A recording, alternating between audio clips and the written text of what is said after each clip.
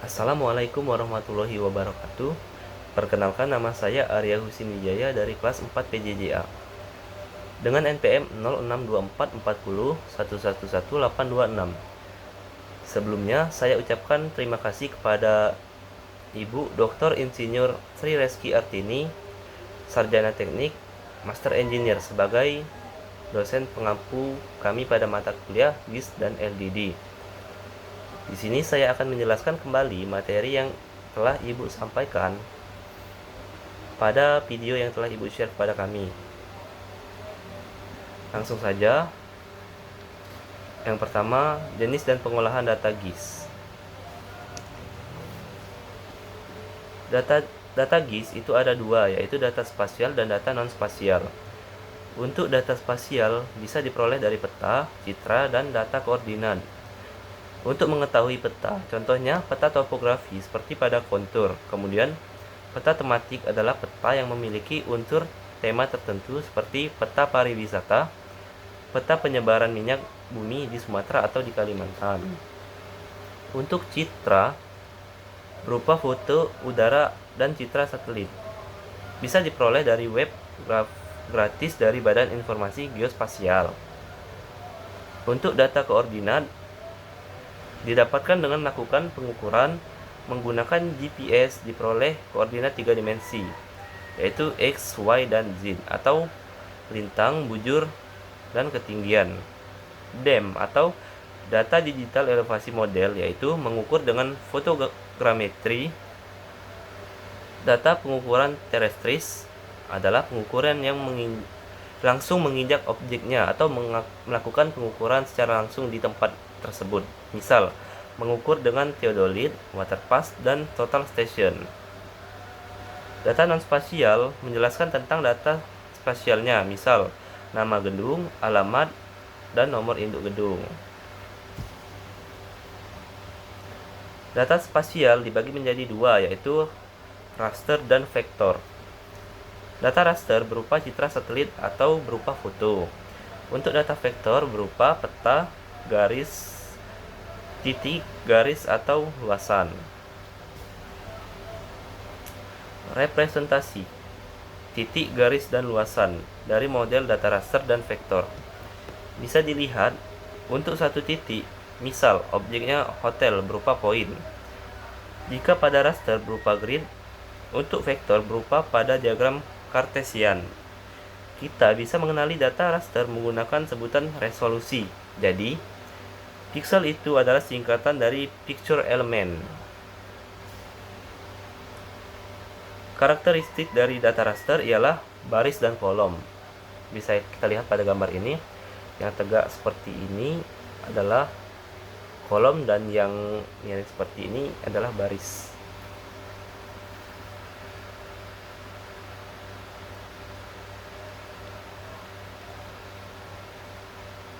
Bisa dilihat dari sel pixelnya, baris berupa berapa dan kolomnya berapa.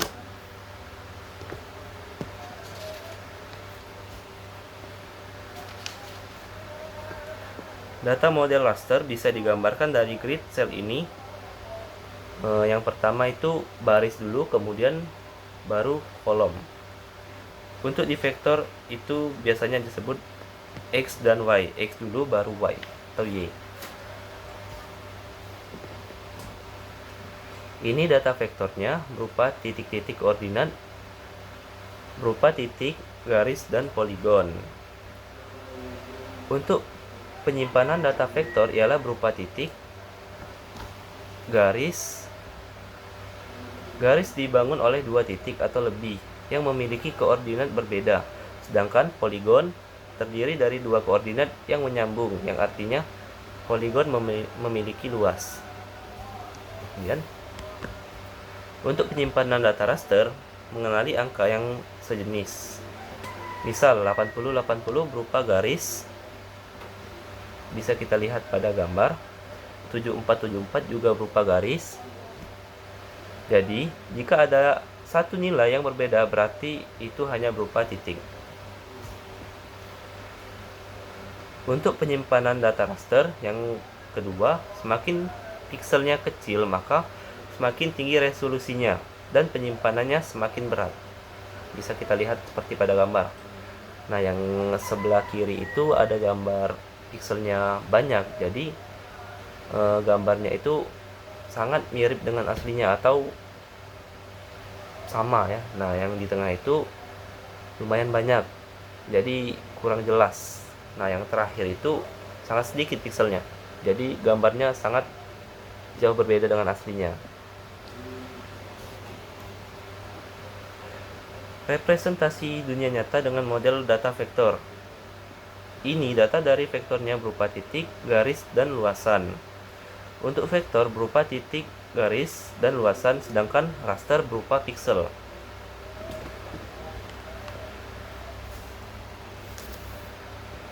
Sistem data koordinat vektor dan raster. Jika pada gambar raster, cara memperoleh koordinat untuk vektornya di kiri bawahnya. Bisa dilihat pada gambar. Nah, yang ada pada merah itu adalah titik koordinatnya. Di sini titik koordinatnya ialah 5,1.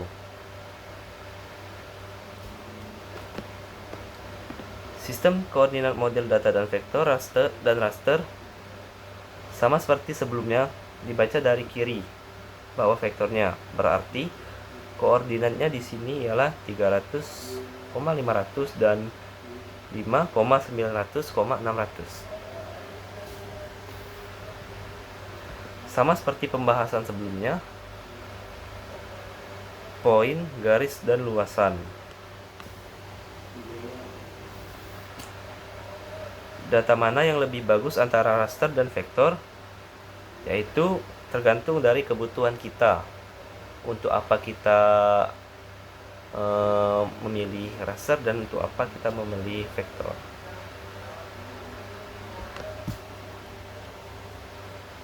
Representasi dunia nyata dengan model data spasial, data raster dan data vektor. Menurut Prahasta 2009 menegaskan bahwa kebutuhan manusia bisa berbeda satu sama lainnya, bervariasi dan bahkan berubah dari waktu ke waktu, sehingga tidak ada satupun model data yang benar-benar dapat memenuhi semua kebutuhan representasi dan analisis data spasial secara sempurna. Kedua model data spasial berbasis raster ataupun vektor akan saling melengkapi dan bahkan dapat saling dikonversikan satu sama lainnya, atau proses konversi sudah disediakan oleh software. Sistem informasi geografis.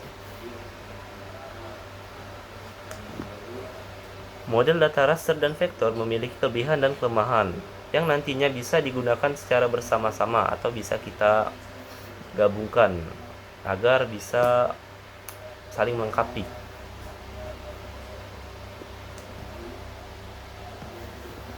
Representasi objek geografis model data vektor, yaitu menyampaikan kelebihan dan kelemahannya beserta konsekuensinya, sedangkan model data raster menyampaikan kelebihan dan kelemahannya beserta konsekuensinya juga. Yang pertama, dipadukan atau dikombinasikan, kemudian rekomendasi bagi pengguna, dan kemudian bisa mempresentasikan objek geografis. Untuk vektor berubah menjadi raster, ini memiliki kesalahan. Pada gambar ini, jika digabung terjadi kesalahan, yang mana ada teknik khusus untuk memisahkan keduanya agar tidak terjadi kesalahan. Ini keterangan mengenai resolusinya, di mana resolusi yang terdapat pada gambar atas itu lebih baik dari resolusi di bawahnya. Bisa kita lihat gambar atas lebih jelas ya daripada gambar yang di bawah. Kemudian vektor dan raster bisa dilihat kedua gambar ini. Yang atas adalah raster dan yang bawah adalah gambar vektornya. Bisa diamati pada gambar atas berupa foto atau gambar, sedangkan yang bawah berupa garis saja. Ya. Ini juga sama seperti tadi, sebelah kiri gambar aslinya dan sebelah kanan vektornya yang dijiplak menggunakan gambar aslinya yang di sebelah kiri ini. Bisa kita lihat itu adalah garis-garis jiplaknya untuk bisa dibuat menjadi gambar vektornya pada sebelah kanan. Kelebihan model data vektor yang pertama, data berbasis vektor memerlukan tempat penyimpanan lebih sedikit di komputer. Yang kedua, hubungan topologi dapat dilakukan dengan mudah. Yang ketiga, mempunyai resolusi spasial yang tinggi. Yang keempat, representasi grafis data spasial dari model vektor sangat mirip dengan peta garis buatan tangan manusia. Yang kelima, model data vektor memiliki batas-batas yang akurat, tegas, dan jelas. Yang keenam, transformasi koordinat dan proyeksi pada data model vektor tidak sulit dilakukan. Kelemahannya, model data vektor. Yang pertama, data berbasis vektor memiliki struktur yang kompleks. Yang kedua, data berbasis vektor tidak mudah untuk dimanipulasi. Yang ketiga, pengguna tidak mudah berkreasi untuk membuat program sendiri untuk memenuhi kebutuhan aplikasinya. Yang keempat, proses untuk mendapatkan data vektor harus melalui tahapan yang disebut proses digitasi. Yang kelima, dalam memproses dan mengolah data vektor diperlukan perangkat lunak dan perangkat keras yang mahal. Yang keenam, proses overlay beberapa layer data vektor secara simultan memerlukan waktu yang cukup lama. Kemudian kelebihan model data raster, yang pertama memiliki struktur data yang sederhana. Yang kedua, mudah dimanipulasi dengan menggunakan fungsi-fungsi matematis sederhana karena strukturnya sederhana seperti matriks bilangan biasa. Yang ketiga, proses generalisasi mudah. Yang keempat, gambaran permukaan bumi dalam bentuk citra raster yang didapat dari radar atau satelit penginderaan jauh selalu lebih aktual daripada bentuk vektornya. Yang kelima, prosedur untuk memperoleh data dalam bentuk raster atau citra lebih mudah, sederhana, dan murah. Dan yang terakhir, harga sistem perangkat lunak aplikasinya cenderung lebih murah. Kemudian kekurangan model data raster. Yang pertama, data raster memerlukan ruang atau tempat penyimpanan yang besar di komputer. Yang kedua, sangat sulit untuk mempresentasikan hubungan topologi. Yang ketiga, tampilan atau representasi dan akurasi posisinya sangat bergantung pada ukuran pikselnya. Resolusi spasial. Yang keempat, sering mengalami kesalahan dalam menggambarkan bentuk dan garis-garis batas-batas suatu objek, karena itu jarang digunakan untuk penentuan batas-batas administrasi dari tanah milik. Yang kelima, metode untuk mendapatkan format dan data vektor melalui proses yang lama cukup melelahkan, baik proses digitasi pada instrumen-instrumen fotogrametri digital, on-screen digitizing langsung di layar monitor komputer, maupun proses digitasi di meja digitizer dan relatif mahal. Yang terakhir, transformasi koordinat dan proyeksi lebih sulit dilakukan. Sekian materi yang dapat saya sampaikan, lebih dan kurang mohon maaf. Saya akhiri. Wassalamualaikum warahmatullahi wabarakatuh.